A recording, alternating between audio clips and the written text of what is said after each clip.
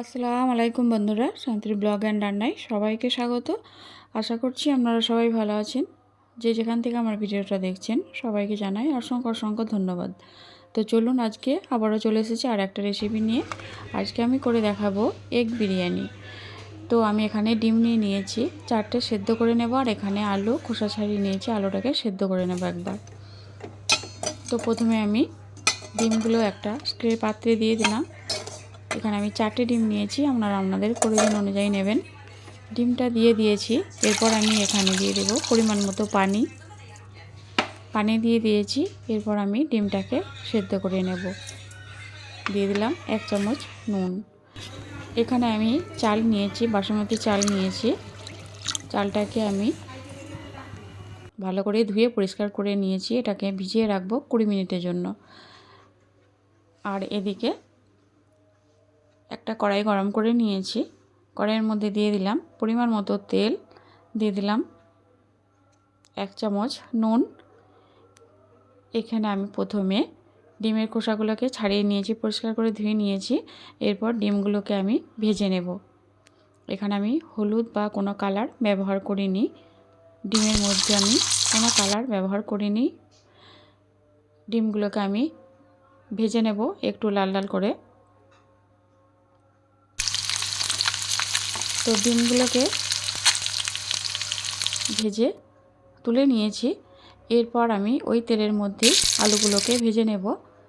এখানে আলুগুলোকে আমি অল্প একটু কালার দিয়েছি আর দিয়েছি নুন, মেখে নিয়েছি। তার আগে আমি আলুগুলো প্রেসার কুকারে একটা সিটি দিয়ে একটু হালকা করে সেদ্ধ করে নিয়েছি। নিয়ে এখানে আমি কালার আর নুন দিয়ে মেখে রেখেছিলাম, এগুলোকে ভেজে নেব।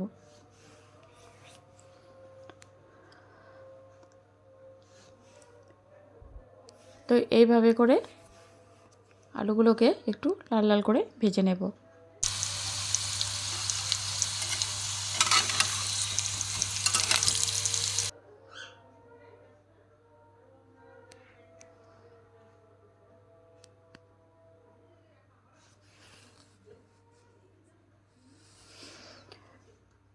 তো আলুটা ভাজা হয়ে গেছে।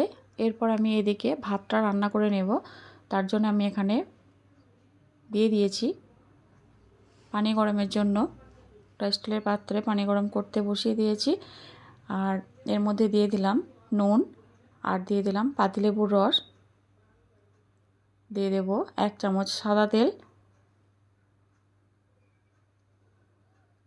এরপর আমি পানিটা ফুটে গেলে এর মধ্যে চাল দিয়ে দেব।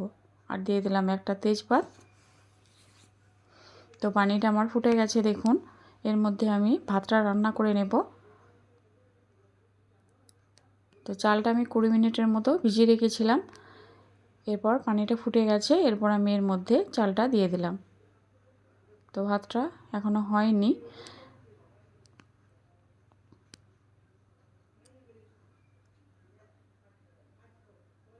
তো দেখুন ভাতটা আমার হয়ে গেছে। এরপর ভাতটাকে আমি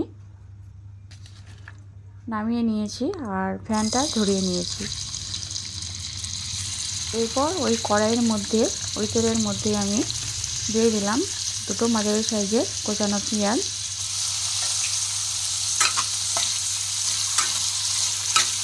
পেঁয়াজটাকে ভালো করে ভেজে নেব।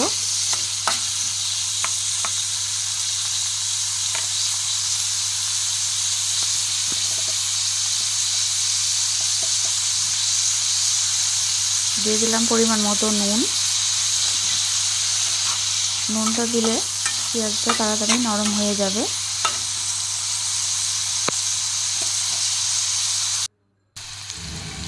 তো দেখুন পেঁয়াজটা অনেকটাই নরম হয়ে গেছে। এরপর আমি এর মধ্যে দিয়ে দিলাম 1 চামচ আদা রসুনের পেস্ট। আদা রসুনটা দিয়ে ভালো করে আমি এটাকে ভেজে নেব, যাতে আদা রসুনের কাঁচা গন্ধটা না থাকে।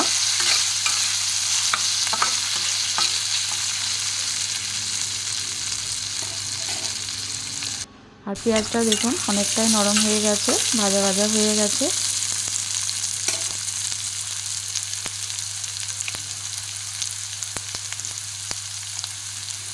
এরপর এখানে কিছু মশলা দিয়ে দেবো। দিয়ে দিলাম 1 চামচ লঙ্কার গুঁড়ো, 1 চামচ কাশ্মীরি লঙ্কার গুঁড়ো,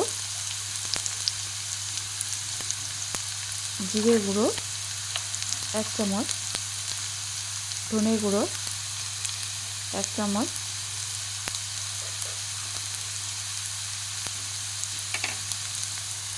কাঁচা লঙ্কা 4টে। এরপর মশলাগুলো পেঁয়াজের সঙ্গে ভালো করে ভেজে নেব।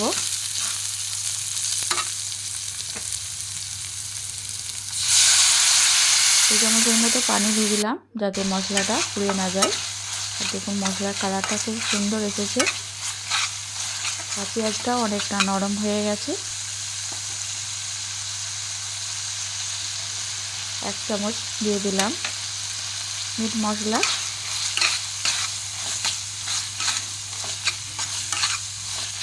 মশলাটা এইভাবে 2 মিনিটের মতো কষিয়ে নেব। মশলাটা কষানো হয়ে গেছে। এরপর আমি এখানে ভেজে রাখা আলুগুলো দিয়ে দিলাম।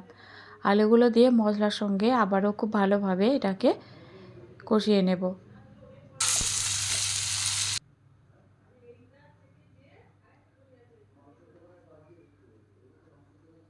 এইভাবে করে আলুটাকে কষিয়ে নেব। এতে আমি কোনো পানি ব্যবহার করব না।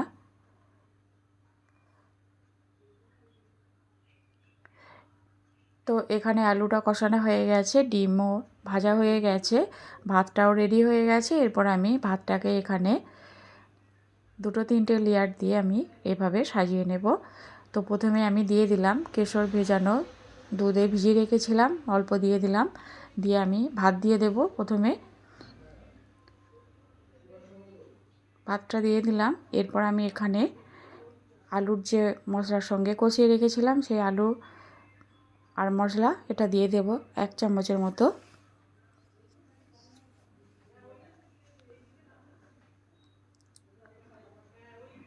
দিয়ে দিলাম। এরপর এখানে আমি দিয়ে দেব বিরিয়ানির মশলা,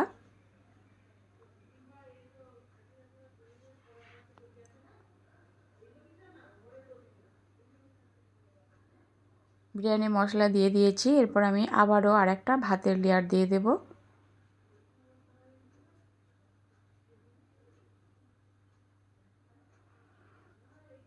ভাতের লেয়ার দিয়েছি। এরপর আমি এখানে আবারও আলু আর মশলা দিয়ে দেব।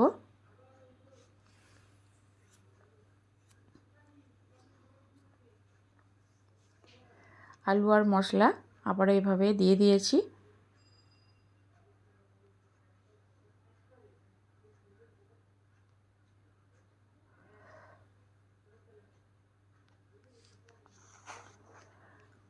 আবারও একইভাবে দিয়ে দেব বিরিয়ানির মশলা।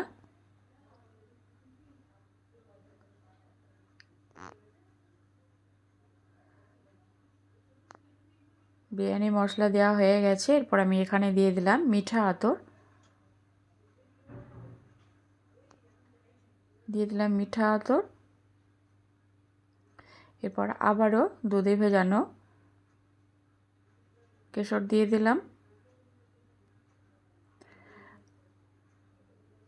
আবারও লাস্টে একটা ভাতের লেয়ার দিয়ে দিলাম।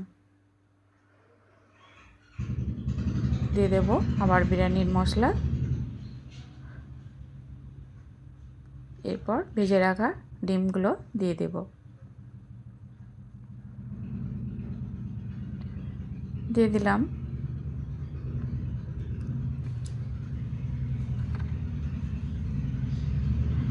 এরপর আমি এখানে দিয়ে দেব ঘি। এখানে আমি 2 চামচের মতো ঘি দিয়ে দিলাম।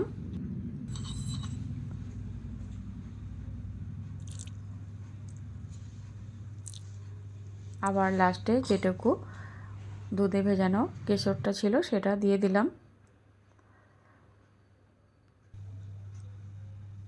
ঢাকনা দিয়ে এটাকে দমে দিয়েছিলাম 10 মিনিটের মতো। তো দেখুন 10 মিনিট পর ফিরে এসেছি। ভাতটা আমার পুরো রেডি হয়ে গেছে। এই দেখুন কত সুন্দর লাগছে দেখতে। আর কে কে এভাবে এগ বিরিয়ানি রান্না করে খেয়েছেন অবশ্যই জানাবেন, আর না করে থাকলে অবশ্যই এভাবে বানিয়ে খাবেন, খেতে দুর্দান্ত লাগে। চিকেন বিরিয়ানির থেকে এটা কম যায় না, এটাও খেতে ভালো লাগে। তো কেমন হয়েছে রেসিপিটা আপনারা অবশ্যই জানাবেন। ভালো থাকবেন, সুস্থ থাকবেন।